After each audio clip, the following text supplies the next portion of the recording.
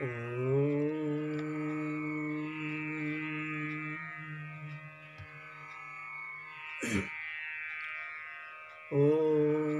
नमस्ते अद्वितीयाय त्रिगुणात्मस्वरूपिणे अनन्तकोटिब्रह्माण्ड नायकाय परात्मने आनन्दमानन्दकरः प्रसन्नम् सत्यज्ञानस्वरूपं निजबोधयुक्तम् योगीन्द्रमीड्यं भवरोगवैद्यं श्रीसद्गुरुं नित्यम् अहं नमामि। ज्ञानदेवं ज्ञानमूर्तिं साक्षात् प्रेमस्वरूपिणं नामदेवं दयामूर्तिं नाथं वन्दे पुनः पुनः। वैराग्यस्य परामूर्तिं देहोक्षेत्रनिवासिनं तुकारामं महाराष्ट्रे भक्तराजचतुष्टकम् श्रीमञ्जुळाहृन्मणिमाणिकेशं श्रीखञ्जरीशं जनहृन्निवेशं श्रीग्रामगीताजनकं प्रशान्तं सद्गुरुराष्ट्रसन्तं सततं नमामि। अनिन्द्यसाहित्यसुधासमुद्र विदर्भदेशे सुदामदेव अद्भुत सदाचाररतो महात्मा विद्वान् विनम्रः समुदारचेतोद्गीर्णं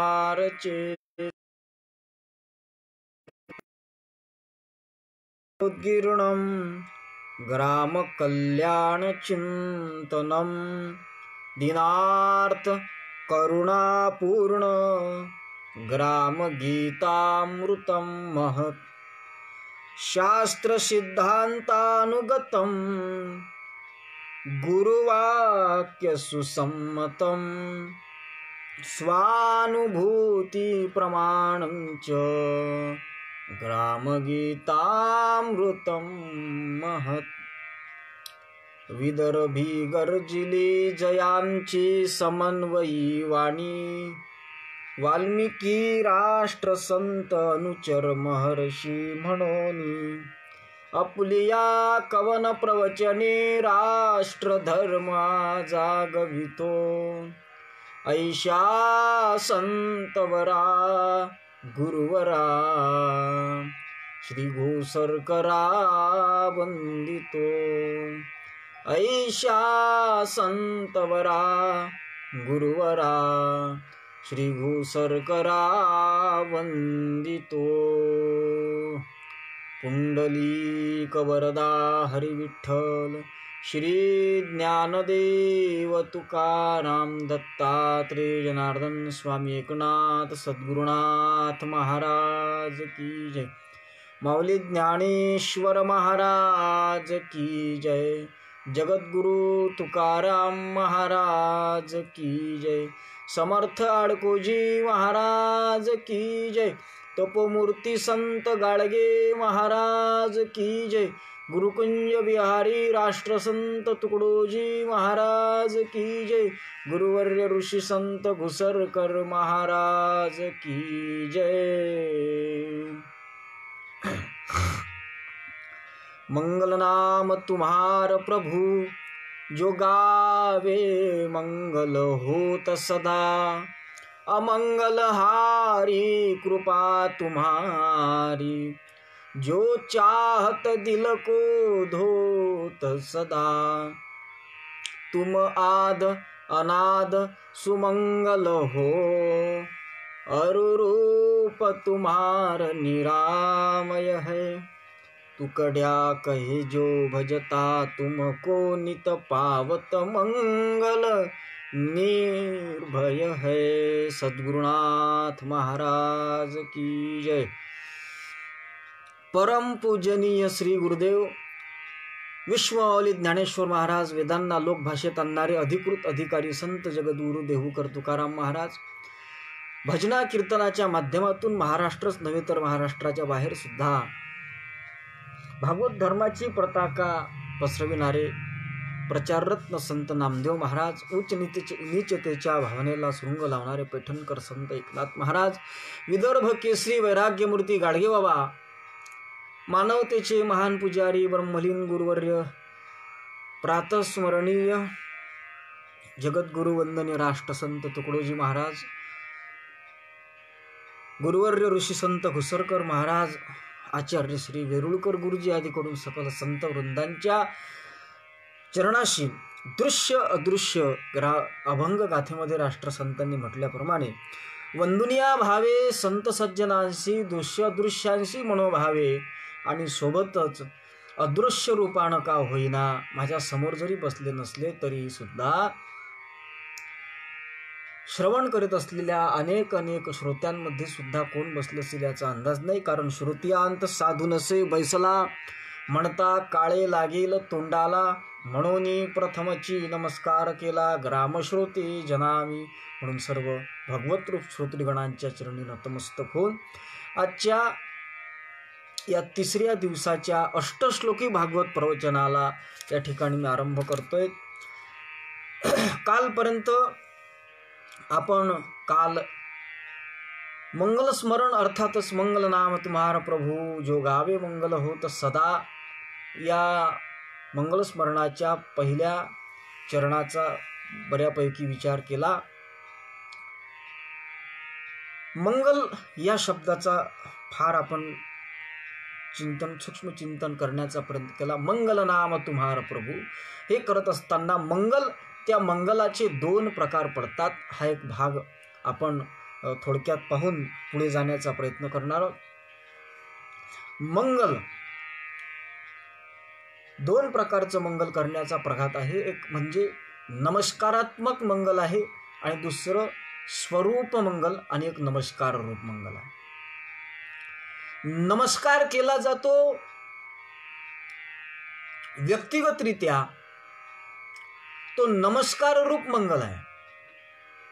बऱ्याच ग्रंथामध्ये एखाद्या विशिष्ट संताचं किंवा विशिष्ट देवतेचं नामोच्चार करून प्रामुख्यानं फक्त त्यांनाच नमन करण्याचा प्रघात आहे। अर्थात वसुदेव सुतं देवं कंसचानूरमर्दनं देवकी परमानंदम कृष्णं वंदे जगद्गुरुं, हे नमन आहे। पण हे नमस्कार रूप नमन आहे। कुठल्या तरी एका विशिष्ट देवतेचं विशिष्ट संताचं वर्णन करून जे नमन केले जाते त्याला नमस्कार रूप नमन असं म्हटलं जाते। आणि दुसरं जे नमन आहे ते स्वरूप नमन आहे, स्वरूपाच्या दृष्टीने केलेलं नमन। स्वरूप नमन म्हणजे स्वरूपाचं केलेलं वर्णन। आता राष्ट्रसंत तुकडोजी महाराजांनी समर्थ आळकोजी महाराजांना जे नमन केलं आहे, आदो नित्य रूपा सदा स्मरुनिया वृत्ती स्थिरावे मनी, न ढळे चित्त कदा तया वरुनिया निश्चिंत राही जनी, देहादी जड भास नाशवतसा जाणी मनी जो सदा, श्रीमत आळकुजी पदा भजमना मग जन्म नाही कदा, श्रीमत आळकुजी पदा भजमना मग जन्म नाही कदा। हे जे मंगल आहे हे स्वरूपाचंही मंगल आहे आणि नमस्कार रूपही मिश्र नमन। स्वरूपाचंही वर्णन आहे आणि आळकोजी महाराजांचं नामोल्लेख करून एका विशिष्ट व्यक्तीला सुद्धा नमन. म्हणजे दोन प्रकारचं आणि काही काही नमन नामोल्लेख वगळता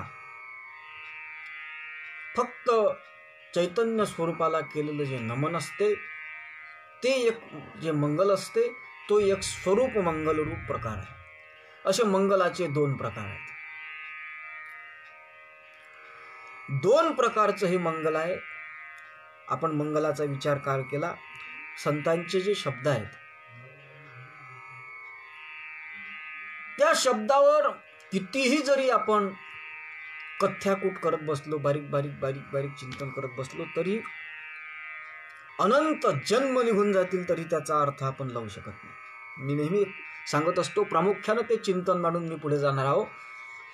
संतांचे शब्द आणि कवीचे शब्द याच्यामध्ये जमीन आणि आसमान इतकं फरक आहे. संतांचे शब्द जितकं जितकं तुम्ही त्याचं चिंतन करत जाल तितकं तितकं ते त्यात नाविन्यता तुम्हाला कुठेतरी दिसून आल्याशिवाय राहणार. आणि कवीचे शब्द थोडक्यात सांगायचा शब्द म्हणजे कवीचे जे शब्द आहेत ते शब्द, कवीचे शब्द शब्द जरी खूप असले तरी त्याचा अर्थ मात्र थोडका असतो.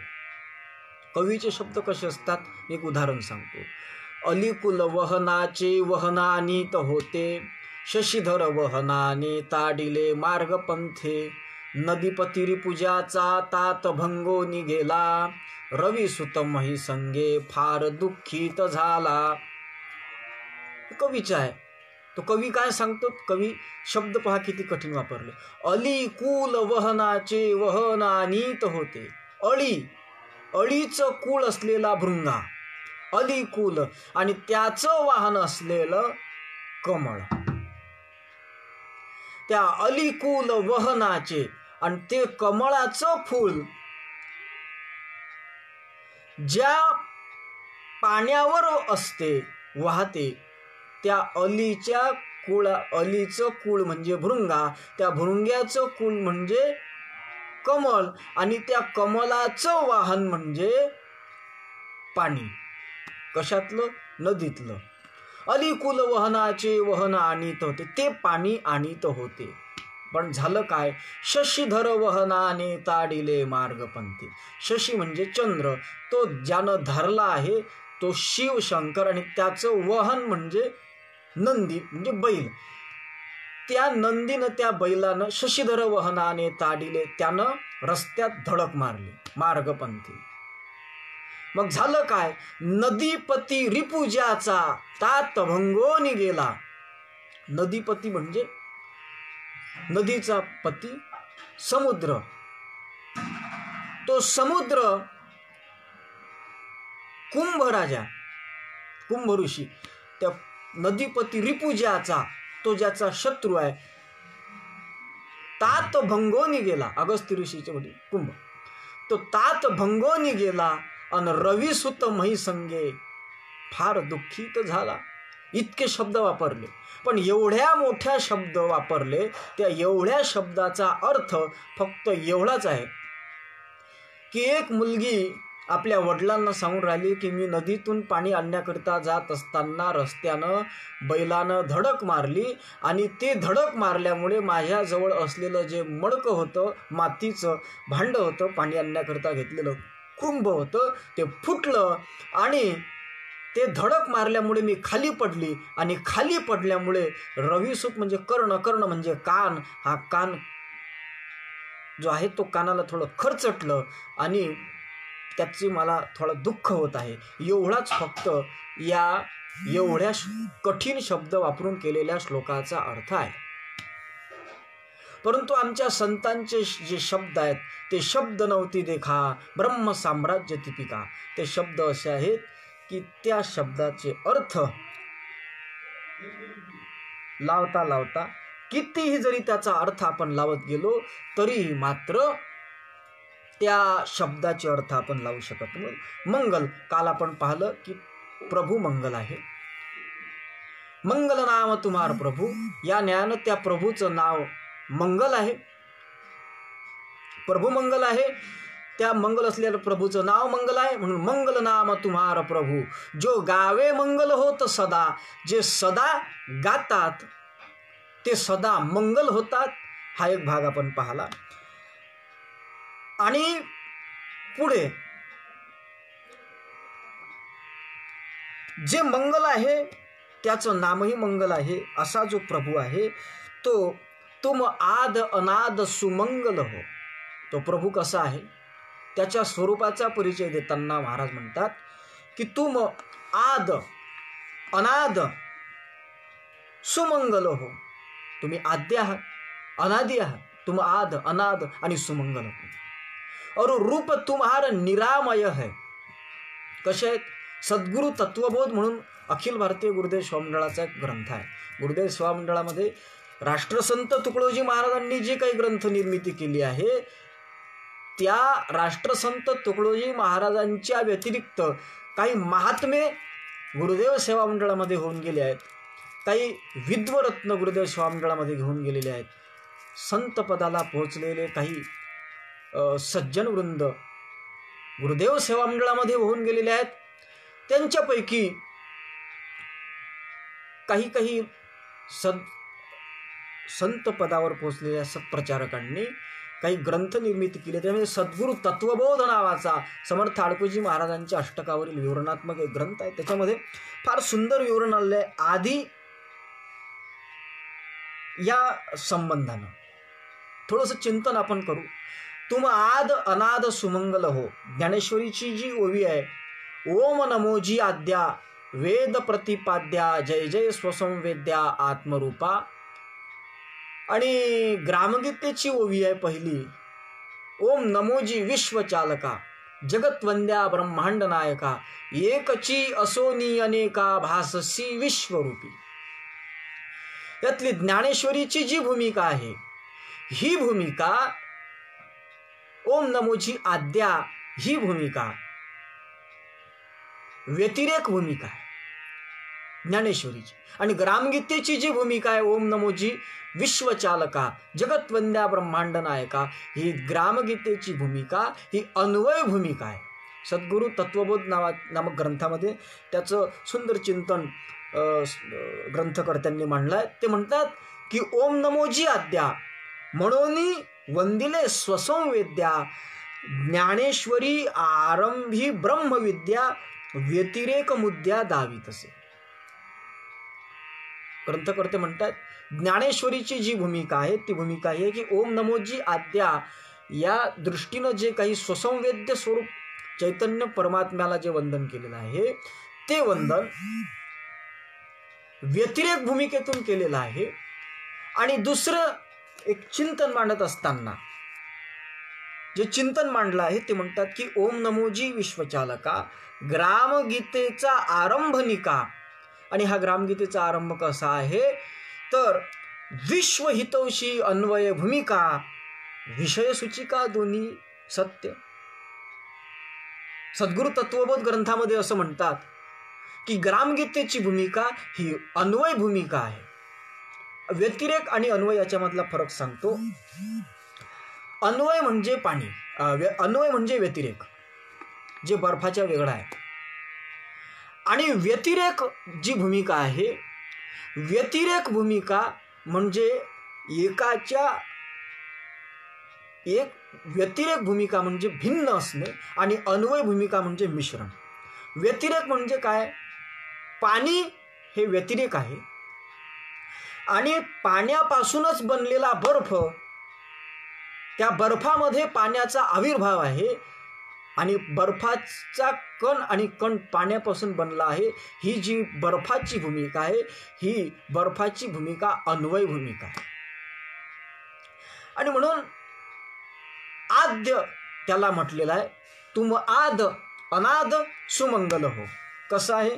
त्या आदी तत्वाचं विवरण करत असताना सद्गुरु तत्वबोधामध्ये साहित्यरत्न असं म्हणतात की आदव म्हणजे सर्वप्रथम हा येथे नाही कालक्रम, आदव शब्दे आद्य परम, ते परब्रह्म सुमंगल.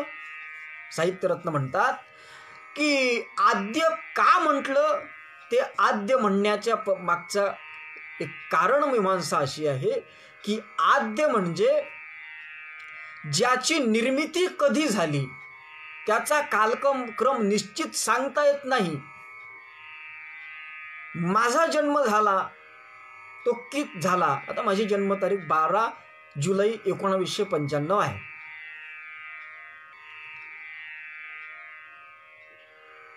एक चिंतन असं आहे की त्याला आधी म्हणणं हे सुद्धा योग्य ठरत नाही, परंतु म्हणण्यास काही इलाज शिल्लक राहिला नाही, कुठला शब्द शिल्लक राहिला नाही, म्हणून त्याला आधी म्हणून संबोधन वापरावं लागलं.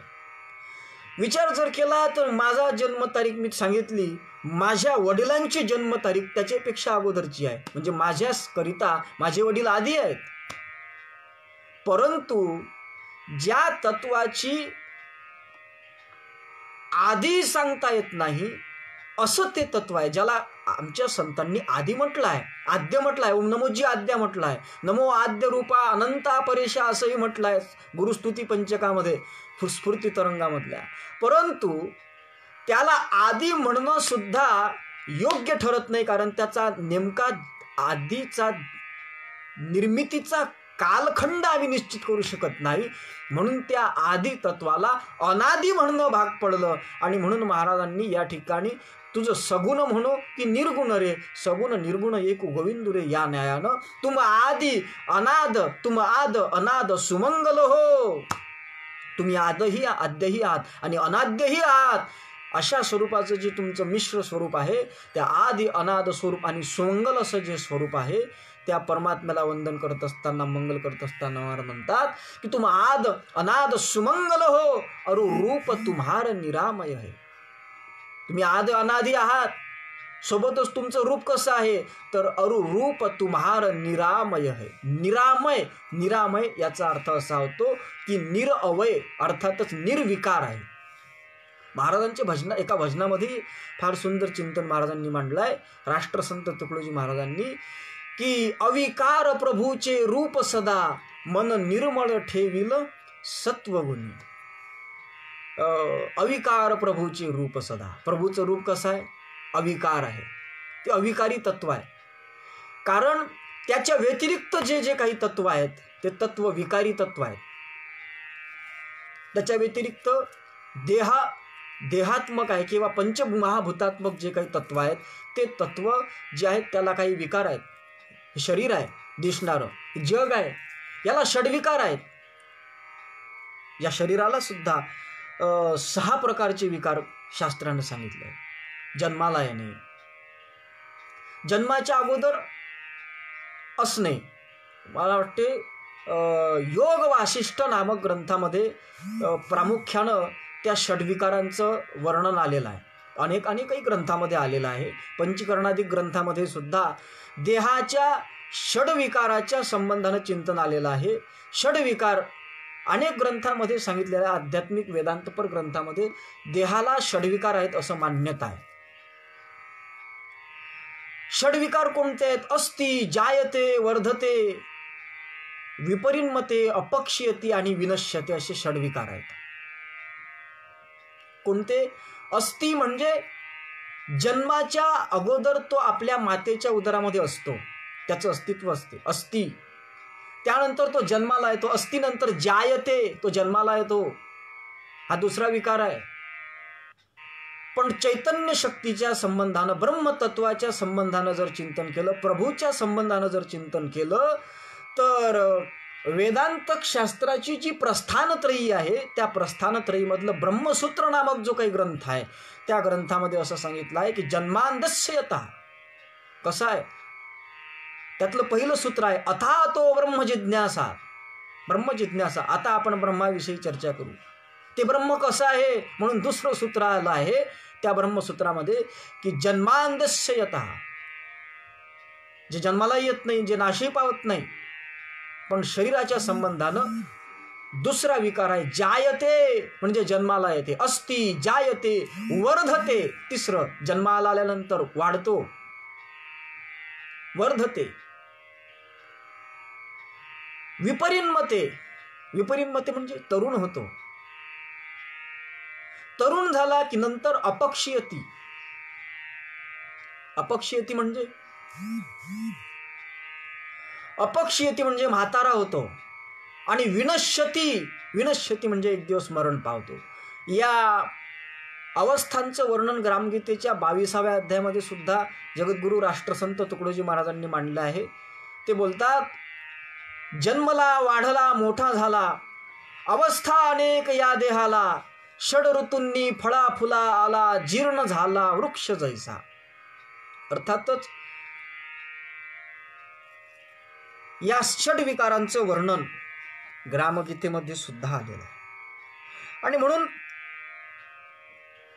देह हा षडविकारयुक्त आहे आणि चैतन्य शक्ती जी आहे, जो प्रभू आहे, आमचा जो प्रभू आहे, हा प्रभू चैतन्य आहे आणि त्याला नाम नाही, त्याला रूप नाही, त्याला कुठल्याही प्रकारचं अस्तित्व फक्त आहे, एक अस्तित्व आहे. कसं आहे तर ते निरामय आहे, ह्याचं चिंतन आपण करत होतो. निरामय आहे, निरोगी आहे, निर्विकारी आहे, अविनाशी आहे. हे तत्व अविनाशी आहे, अविनाशी आहे. कसं आहे, सर्व काळ सत आहे. हे तत्व जे आहे हे सत आहे, चित आहे. या तत्वाचं चिंतन करत असताना श्रीमद भागवतानं असं म्हटलं आहे की सच्चिदानंद रूपाय विश्वोत्पत्त्यादि हेतवे, सच्चिदानंद रूप आहे. झामसिंग महाराज म्हणून एक फार मोठं संत होऊन गेलेले आहेत आपल्या आर्वीमध्ये, अमरावती जिल्ह्यामध्ये, वर्धा जिल्ह्यामध्ये आर्वी या क्षेत्रामध्ये संत झामसिंगजी महाराज होऊन गेले. त्यांची एक आरती सुद्धा आहे. ते आरतीमध्ये सुद्धा या तत्वाचं चिंतन प्रकट करत असताना म्हणतात की सच्चिता आनंदा आत्मा रामा सुखकंदा, जय देवा जय ब्रह्मस्वरूपा श्री सद्गुरुनाथा, आरती ओ वाढुनी तव चरणी ठेवी तसे माथा. अर्थात जे तत्व आहे ते सच्चित आनंद स्वरूप आहे. श्रीमद भागवतामध्ये सुद्धा असं म्हटलेलं आहे की केवलानंद स्वरूप परमेश्वर. परमेश्वराचं स्वरूप कसं आहे तर केवलानंद स्वरूप हा परमेश्वर. परमेश्वराचं स्वरूप हे केवल आनंद स्वरूप आहे, सच्चित आनंद स्वरूप आहे. सत म्हणजे काय तर स्वानंद सुख निवासी साहित्यरत्न पूज्य दादा म्हणतात की तेची सतरूप निश्चळ, तेची चिद्रूप निर्मळ, तेची आनंदरूप सोज्वळ, तत्व प्रांजळ एकची. सद्गुरु तत्वबोध नामक ग्रंथामध्ये त्यांनी म्हटलं आहे. सत म्हणजे काय तर निश्चळ असलेलं, सदा अस्तित्व असलेलं एक सद्रूप आहे, ज्याचं अस्तित्व कधीच संपत नाही, कधीच नष्ट होत नाही. सत ते अस्तित्व, सत्ता मात्र आहे फक्त. सत्ता कसं आहे त्याचं वर्णन मात्र करता येत नाही. ती सत्ता कशी आहे ते सांगता येत नाही. गुरुवर्य आचार्य वेरुळकर गुरुजी एक दृष्टांत नेहमी सांगत असतात की ते सत्तत्व कसं आहे, ती सत्ता कशी आहे. ती सत्ता अशी आहे की सरकार आहे. सरकार, सरकार म्हणजे आता मोदी म्हणजे सरकार आहे का? नाही, मोदी म्हणजे सरकार नाही. सरकार कशाला म्हणतात?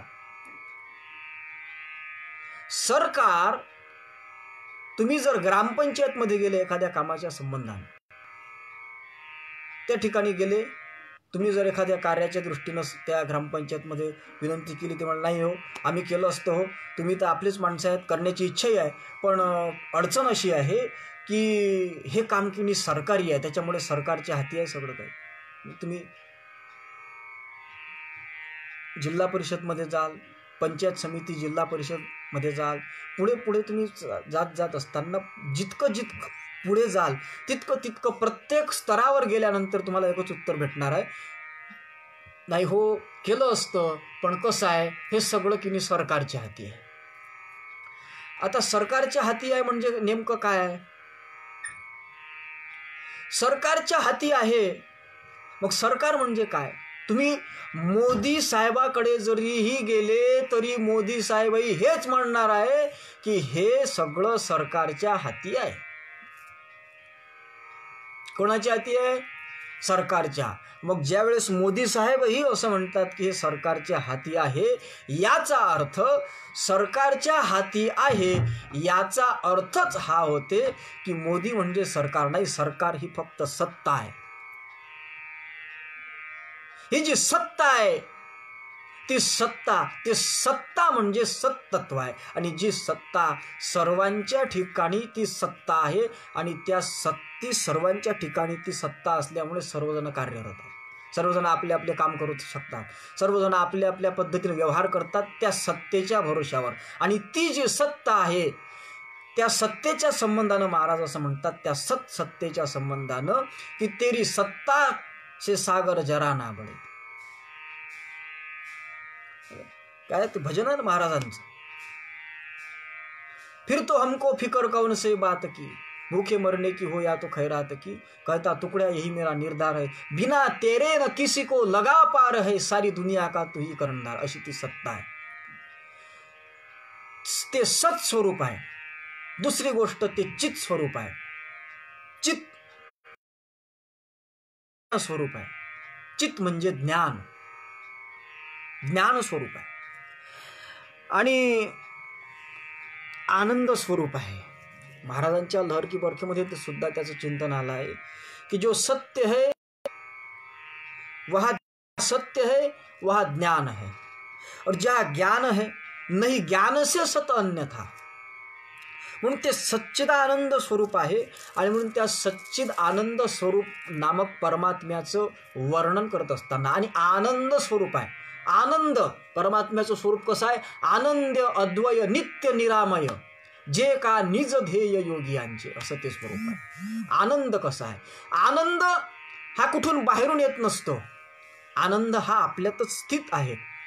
आनंद हा कुठं बाहेर नसतो. आनंदाचा शोध बाहेर घेणं हे अज्ञानीपणाचं लक्षण आहे, कारण राष्ट्रसंतांनी स्पष्ट सांगितलं की तुझ्या स्वरूपी सदा आनंद, ज्याचा अनुभव ती संत स्वच्छंद. सदा ज्याचा अनुभव, ज्याची अनुभूती आमचे संत महात्मे घेतात, असा तो आनंद बाहेर कुठं नसून तो आपल्यातच आहे, आतमध्ये आहे. पण त्या आनंदाचे दोन प्रकार पडतात. एक पहिला प्रकार आहे आनंदाचा, तो प्रकार आहे तैत्तरीय उपनिषदामध्ये दोन प्रकार आले. एक पहिला आनंदाचा प्रकार आहे तो आहे साधन सिद्ध आनंद, आणि दुसरा जो आनंद आहे तो आहे स्वयंसिद्ध आनंद. साधन सिद्ध आनंद कसा आहे? साधन जोपर्यंत उपलब्ध आहे तोपर्यंत त्या साधनाच्या माध्यमातून होणारा आनंद तो साधन सिद्ध आनंद आहे, आणि दुसरा स्वयंसिद्ध आनंद. मी उदाहरण सांगतो. काश्मीरमध्ये जर कदाचित तुम्ही सहलीकरिता गेले आणि त्या ठिकाणी किंवा कुठून एखाद्या चांगल्या योग्य ठिकाणावरून तुम्ही आणलेली जी एखादी उबदार शॉल आहे, ते शॉल तुमच्यासाठी आनंददायक आहे, पण कधीपर्यंत? जोपर्यंत हिवाळा आहे, अर्थातच डिसेंबर जानेवारी फेब्रुवारीपर्यंत ठीक आहे, पण मे महिन्यामध्ये जर ती शॉल गुंडाळून तुम्ही बसले तर ते नरकप्राय दुःख देण्याला आहे, कारण ती शॉल ठरल्याशिवाय राहत नाही. अर्थातच साधन योग्य ज्या कालापर्यंत आहे, साधन जोपर्यंत अतिशय महत्त्वाचं वाटते तोपर्यंतच ते साधन आनंददायक ठरते. पत्नी आनंददायक ठरते कधीपर्यंत? जोपर्यंत तिच्या तोंडातून अनुद्वेगकरं वाक्यम आहे तोपर्यंत. ज्यावेळेस तिच्या तोंडातून भांडणाच्या संबंधानं दुःखदायक वाक्य तुमच्या कानावर पडते, त्यावेळेस पत्नी हे साधन आनंदाचं तुम्हाला वाटत असलेलं साधन सुद्धा दुःखदायक ठरत असते. हा आनंद साधनावर अवलंबून आहे, साधनाच्या योग्य कालखंडावर ते अवलंबून असते. परंतु स्वयंसिद्ध आनंद जो आहे तो आनंद मात्र अखंड असतो, जो कधीही ढळत नाही. तो स्वयंसिद्ध आनंद आहे आणि परमात्म स्वरूप हे स्वयंसिद्ध असल्यामुळे, स्वयंसिद्ध आनंद असल्यामुळे आमचा परमात्मा सच्चित आनंद स्वरूप आहे आणि म्हणून तो सुमंगल आहे. असं म्हणतात, तुम आद अनाद सुमंगल हो और रूप तुम्हारा निरामय है. आणि एक महत्वाचा मुद्दा की निरामय है असा जो परमात्मा आहे त्या परमात्म्याची कृपा कशी आहे. मी पहिल्याच दिवशी बोलून गेलो, कालच बोलून गेलो की 3 टप्प्यामध्ये मंगलस्मरण केलं आहे. पहिलं, देवाचं नाम कसं आहे, मंगल नाम तुम्हारा प्रभू. दुसरं, त्याचं रूप कसं आहे. आणि तिसरं, त्याची कृपा कशी आहे. कृपा कशी आहे त्याची, अमंगलहारी कृपा तुम्हारी जो चाहत दिल को धोत सदा. त्याची कृपा अशी आहे, अमंगलाचा नाश करणारी त्याची कृपा आहे. कशी, अमंगल. अमंगल काय आहे? साधू संतांच्या दृष्टीने जर विचार केला तर जे काही जड तत्व आहेत, जड तत्व जे आहेत ते अमंगल आहे. शरीर नाही अपवित्र शरीर आहे असे तुकाराम महाराज, अपवित्र आहे, अमंगल आहे. जे जड आहे, बुद्धी जड आहे, ती अमंगल आहे. आणि ही जड असलेली बुद्धी जड असलेल्या अमंगल असलेल्या गोष्टींचं चिंतन करते आणि त्यातून प्रत्येक जीवाला त्या अमंगल गोष्टीच्या चिंतनामुळे, अमंगलाच्या तादात्म्यामुळे दुःख भोगावं लागत असते. आणि म्हणून त्या परमात्म्याची कृपा अशी आहे कि श्री गुरुदेव की महिमा न्यारी, जड बुद्धी चेतन करडारी, दूर किया अंधियारा है जीवन का, किंवा तुम्हारी कृपा पावे जिनको, तीनों लोक धोखा नहीं उनको, तुम ही हो सतचित आनंदा, सगुण निर्गुण के मिरवारे, जय मंगल गुरुदेव हमारे, तुम्हारे दर्शन में सुख सारे. सगळे सुख आहे. म्हणून जे अशुद्ध आहेत, जे अमंगल आहे, ज्या काही अमंगल गोष्टी असतील त्या अमंगल गोष्टींचं निवृत्ती करून मंगलाची प्राप्ती करून देणारं त्या परमात्म्याची कृपा आहे. म्हणून अमंगलहारी कृपा तुम्हारी जो चाहत दिल को, अमंगलहारी कृपा तुम्हारी जो चाहत दिल को धोत सदा. अमंगलाचा नाश करणारी आहे, पवित्र आहे. पवी म्हणजे काय? पवित्राची व्याख्या शास्त्रानं अशी केली आहे की पवितः त्रायते स पवित्र. हा पवी म्हणजे नियमन, कालशक्ती. म्हणजे पवी म्हणजे यम, यम म्हणजे काल, नियमन करणारी एक शक्ती म्हणजे पवी म्हणजे यम. आणि त्या कालावरही सुद्धा मात मिळवता येण्याचं सामर्थ्य ती कृपा झाल्यावर आहे. परंतु एक महत्वाची एक शंका इथे उत्पन्न होऊ शकते की ती जी प्रभूची कृपा आहे ती कृपा मात्र प्राप्त करायची ती कशी करायची. कारण त्या परमात्म्याचं किंवा देवाचं स्तुती स्तोत्र गायन केल्यावर तो देव प्रसन्न होतो आणि मग आपल्यावर कृपा करतो. असं जर आपण कदाचित चिंतन केलं किंवा विचार केला तर एक महत्त्वाचा मुद्दा असा आहे की हा सामान्य जीवाचा धर्म आहे. एखाद्याची स्तुती केली की त्या स्तुतीमध्ये स्तुती ऐकत असताना कुठंतरी अहंकार जागृत होतो आणि ते स्तुती ऐकून तो ज्याची स्तुती चालू आहे तो फुगत असतो. त्याला कुठंतरी अहंकार निर्माण होतो की वा वा वा माझी स्तुती चालू आहे, काय वा वा चालू आहे माझ्या बाबतीत. आणि त्या स्तुतीमध्ये तो वाहून जातो आणि ज्यानं स्तुती केली त्याच्यासाठी काहीही करण्याकरिता तयार होतो. हा सामान्य जीवाचा धर्म आहे, स्तुतीप्रिय मानवाचा स्वभाव आहे. एखाद्या माणसाकडून जर काही काम आपल्याला करून घ्यायचं असेल तर आपण तिथे एकदम म्हणत नाही वा वा वा वा काय तुमचा स्वभाव, काय तुमचं औदार्य, तुमच्या द्वारातून आत्तापर्यंत कोणीच वापस गेलं नाही, काय राजेहो पाटील तुमचा स्वभाव, अरे तुमच्यासारखा माणूस तर अख्ख्या गावात काय पंचक्रोशीत नाही, असं म्हणून त्या एखाद्या व्यक्तीला फुगवून दिलं की मग त्याच्याकडून आपलं काम करून घेणं हा सामान्य जीवाचा स्वभाव आहे. आणि आपली स्तुती केल्यानंतर त्याच्यावर प्रसन्न होऊन त्याला पाहिजे ती उपलब्धी करून देणं हाही जीवाचा स्वभाव आहे. परंतु परमात्म्याच्या देवाच्या संबंधानं जर विचार केलं तर आपपर भाव हा त्याच्या ठिकाणी नाही. कारण साने गुरुजींचं सुंदर पद आहे, आपण नेहमी लोक म्हणत असतात, प्रसिद्ध पद आहे. ते पद असं आहे, प्रभूची लेकरे सारी तयाला सर्व ही प्यारी. प्रभूचे सगळेच लेकर आहेत आणि प्रभूचे सर्व लेकर आहेत असं असताना त्याला सर्व प्रिय आहेत. श्रीमद भागवत सुद्धा भागवताच्या 6व्या स्कंदाच्या 17व्या अध्यायाच्या 33व्या श्लोकामध्ये स्पष्ट निर्वाळा दिलेला आहे. सर्वभूत प्रिय हो हरी. हरी हा सर्वभूत मात्रांना स्वप्रिय समजणार आहे, सर्वभूत मात्रांचा प्रिय आहे. असं असताना ग्रामगीताही 14व्या अध्यायामध्ये म्हणते की देवदेवता किंवा परमेश्वर हे कृपेचेची अवतार, कोपची नाही, हे केवळ कृपेचे अवतार आहेत असं जे सांगितलं जातं. किंवा वेगळी नाही कृपेची ठेव, करावयासी देव घेव, असंही ग्रामगीतेच्या 31व्या अध्यायामध्ये वर्णन आलेलं आहे. कृपेची ठेव काही वेगळी नाही,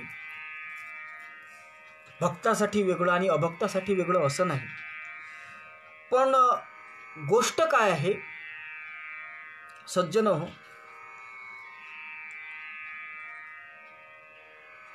चातक नावाचा जो पक्षी आहे त्या पक्षासाठी पाणी पडते असं म्हटलं जाते. आभाळातलं जे पाणी पडते, जी मेघवृष्टी होते ती त्याच्याकरिता होते. परंतु तो जो पक्षी आहे चातक पक्षी, तो जर चोच मिटवून बसला तर मात्र त्याच्या मुखामध्ये ते पाणी पडू शकत नाही वरून आलेलं, त्याच्याकरिता त्याची चोच उघडी पाहिजे. तसं परमात्म्याची कृपा ही प्रत्येकावर होते, पण ती कृपा घेण्याकरिता त्याची तितकी पात्रता असावी. आणि ती पात्रता आणि अपात्रता या दोन्हीच्या संबंधानं चिंतन विस्तृतपणे विश्वशांतियोग नावाच्या ग्रंथाच्या सुरुवातीला राष्ट्रसंत तुकडोजी महाराजांनी केलेला आहे. सविस्तर माहिती करता अवश्य तो ग्रंथ वाचावा अशी मी विनंती करू चाहतो. कारण सगळ्याच गोष्टी जर आम्ही इथून सांगत गेलो तर तुम्ही वाचावं, तुम्ही कधी वाचणार आहे, तुम्हीही वाचलं पाहिजे. म्हणून तो वाचून पहा पात्र आणि अपात्र कशाला म्हणतात. म्हणून कृपेच्या संबंधानं पात्रता आपल्या ठिकाणी असली पाहिजे. ती पात्रता येण्याकरिता काही मार्गोत्क्रमण करणं आवश्यक आहे. कोणत्या दिशेनं महाराजांनी सांगितलं आहे, ऐसे हे प्रत्यक्षची घडे जीवार्थ होता मार्ग सापडे, मार्गे चालता साक्षात्कार जोडे व्यापक देव दर्शनाचा. आर्तता तुमच्या ठिकाणी असली पाहिजे, मार्गोत्क्रमण तुम्ही प्रयत्नरत असले पाहिजे ती कृपा प्राप्त करून घेण्याकरिता. आणि म्हणून एक दृष्टांत सांगतोय मी, सिद्धांत आहे की हृदयामध्ये तळमळ निर्माण झाली की तळमळ निर्माण झाल्याच्या नंतर त्या प्रभूशी नातं निर्माण होते आणि ते नातं निर्माण झालं की मग तुम्ही मार्गोत्क्रमण करू शकता. इथं एक दृष्टांत मी सांगू इच्छितो की परमात्म्याची कृपा किंवा प्रभूची कृपा अमंगलहारी आहे, अमंगलहारी कृपा तुम्हारी, इथपर्यंत ठीक आहे. आणि जो चाहत दिल को धोत सदा, त्याच्याविषयीची चाहतच आपलं अंतःकरण शुद्ध करत जाते आणि ती कृपा प्राप्त करण्याचा अधिकार आपल्याला प्राप्त करून देते. याच्या संबंधात मी एक उदाहरण सांगतो. आचार्य श्री वेरुळकर गुरुजी हे दृष्टांत सांगत असतात की, आणि प्रामुख्यानं आज मातृदिन आहे म्हणून हा दृष्टांत मी आवर्जून सांगतो की, एखाद्या आईचे मुलं आहेत, 4 मुलं आहेत, 4ही मुलं एकाच आईचे आहेत. असं असताना एकाच आईचे असलेले 4 मुलं, आणि ज्ञानेश्वर महाराजांनी तर त्या नात्याच्या संबंधानं इतकं सुंदर चिंतन मांडलं आहे की, किंबहुना धनुर्धरा जो मातेची आहे उदरा, तो मातेचा सोयरा केतुला पा. ज्ञानेश्वर महाराज म्हणतात की अर्जुना, भगवान म्हणतात अर्जुना, जो आईच्या उदरामध्ये जन्माला आलेला आहे तो त्या आईचा आणि त्याचा संबंध किती घनिष्ठ आहे, किती जवळचा आहे याचं वर्णन करता येते का? असं असताना त्या एकाच आईच्या उदरातून जन्माला आलेले 4 पोरं, परंतु त्या आईला जर आपण विचारलं की आई, तुमच्या 4 पैकी तुमचा आवडता मुलगा कोणता, वा तुमचं विशेष प्रेम कोणत्या मुलावर आहे, त्यावेळेस ती आई काय उत्तर देईल? 4ही मुलं तिचे आहेत, 4ही मुलं तिचे असून 4ही मुलावर तिचं सारखं प्रेम आहे, परंतु ती सांगत असताना असं सांगते की 4ही पोरं माझेच आहे, माझ्यासाठी सारखेच आहेत, परंतु यातला मोठा पोरगा आहे ना तो चांगला आहे, पण तो ऐदीपणा करते. 2 नंबरचाही पोरगा आहे, बरा आहे, पण तो कधी कधी की नाही आमच्यावर खेकावूनच धावते.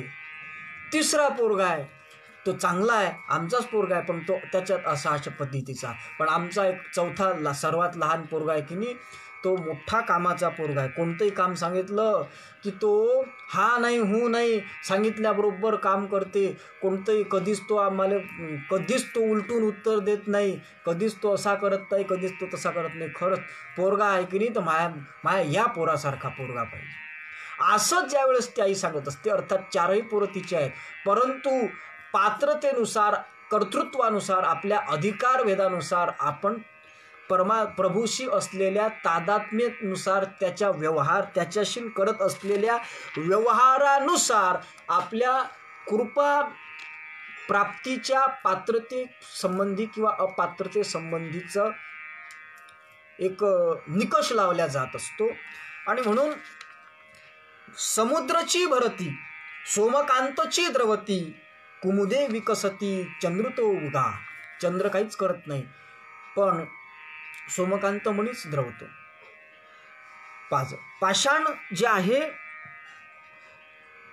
पारस मनी लोहा सुधरावे, कनक बनाकर किमत लावे, लेकिन सद्गुरु कृपा पावे. म्हणजे सोनं जे आहे, सोनं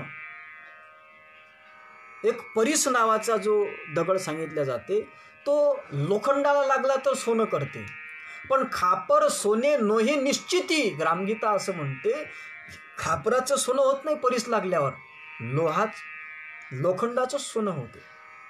तसं त्याची पात्रता असली पाहिजे ती कृपा स्वीकारण्याची. म्हणून ती पात्रता आपल्या अंगी येण्याकरिता चित्तशुद्धीची आवश्यकता आहे. आणि जीव आर्तवता मार्ग सापडे मी सांगितलं. अर्थातच चित्तशुद्धीसाठी वेगळा कोणताही प्रयत्न करावा लागत नाही.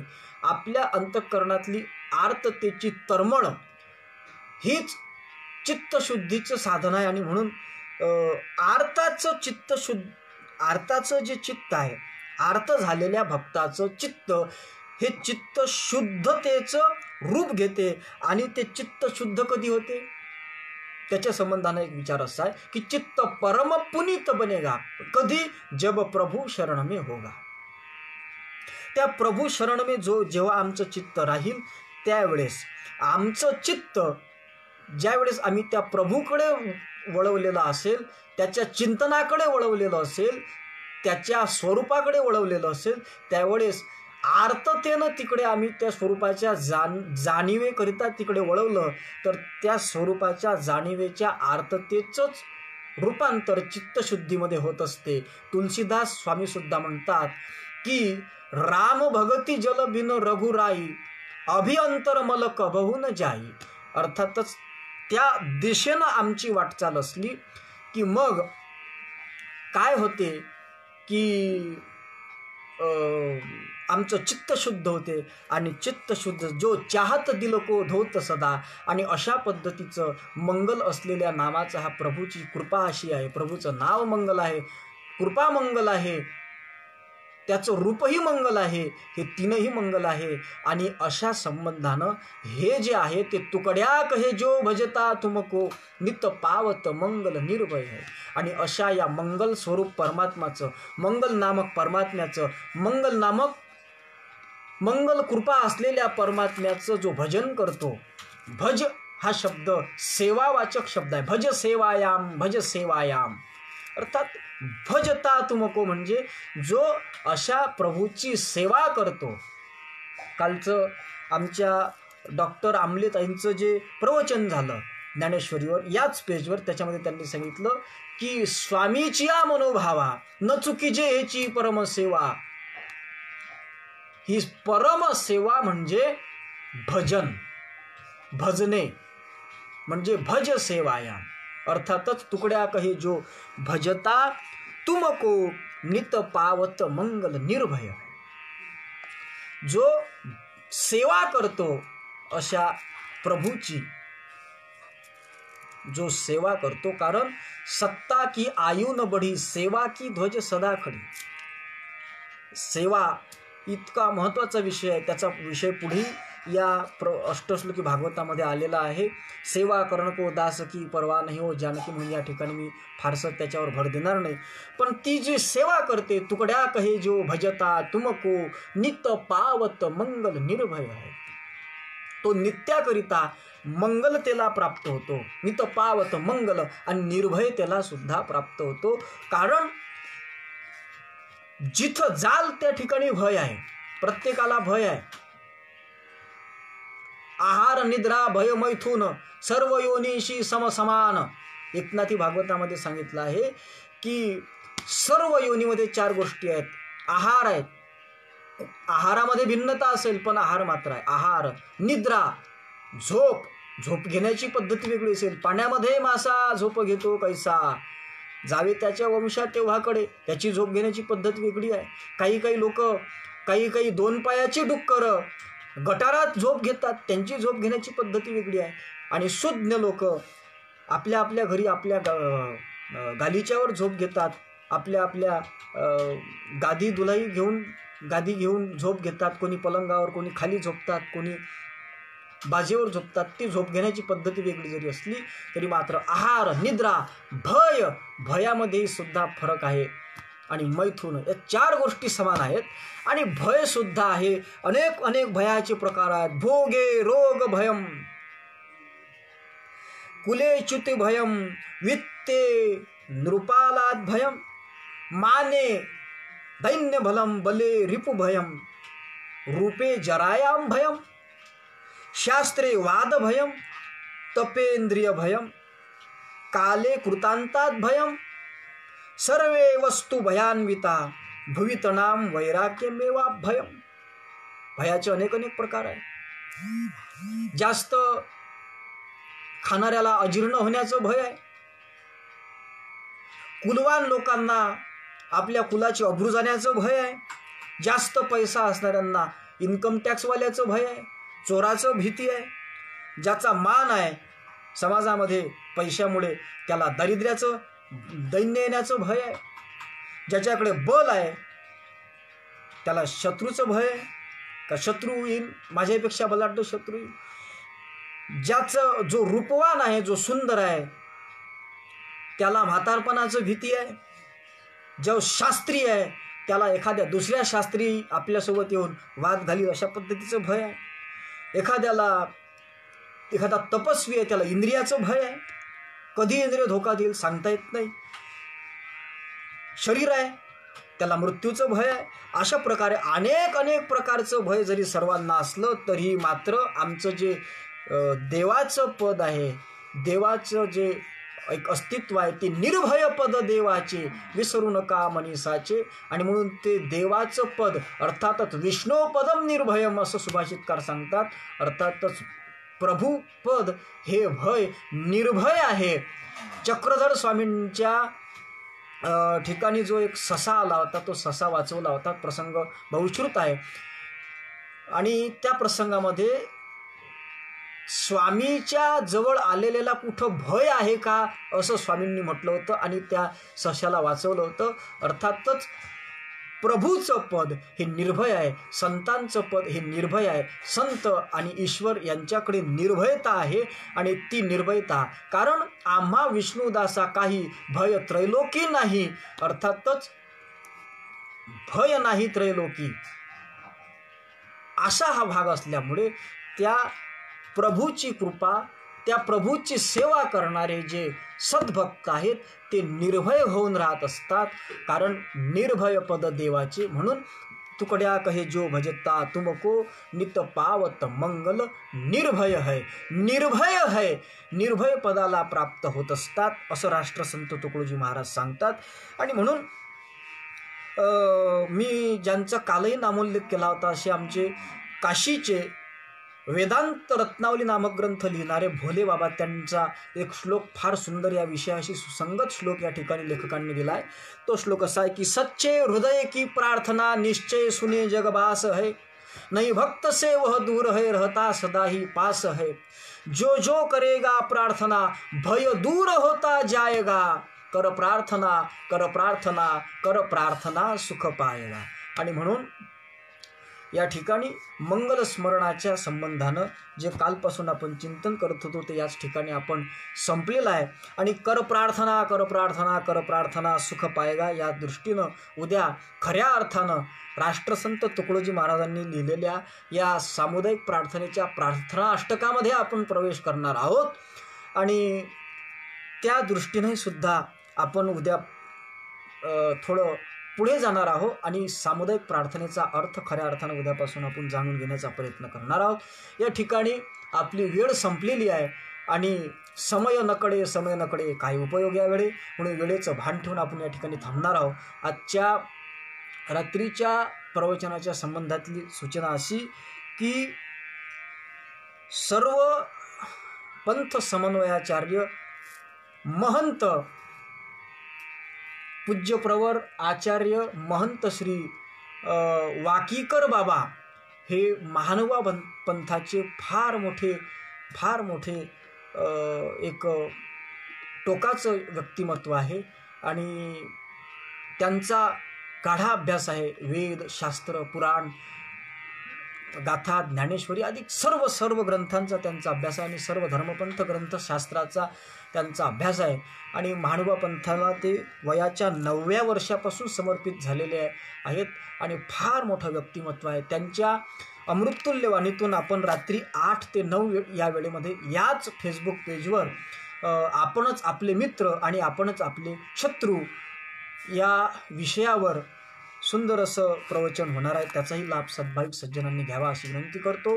आणि याच ठिकाणी ही आजची मंगलस्मरणावरची झालेली प्रवचनरूपी सेवा गुरुदेवाच्या चरणी समर्पित करून वाणीला विराम देतो.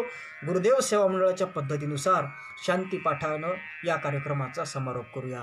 सर्वेत्र सुखीनः सन्तु, सर्वे सन्तु निरामयः, सर्वे भद्राणि पश्यन्तु, मा कश्चित् दुःखमाप्नुयात्. ओम शांति शांति शांति. सद्गुरुनाथ महाराज की जय. कुंडलिक वरदा हरि विठ्ठल श्री ज्ञानदेव तुकाराम दत्तात्रेय जनार्दन स्वामी एकनाथ महाराज सद्गुरुनाथ महाराज की जय. माऊली ज्ञानेश्वर महाराज की जय, जगद्गुरु तुकाराम महाराज की जय, समर्थ अडकोजी महाराज की जय, तपोमूर्ती संत गाडगे महाराज की जय, गुरुकुंज बिहारी राष्ट्रसंत तुकडोजी महाराज की जय, गुरुवर्य ऋषी संत भुसरकर महाराज की जय, भारत माता की जय, जनता जनार्दन की जय. जय गुरु.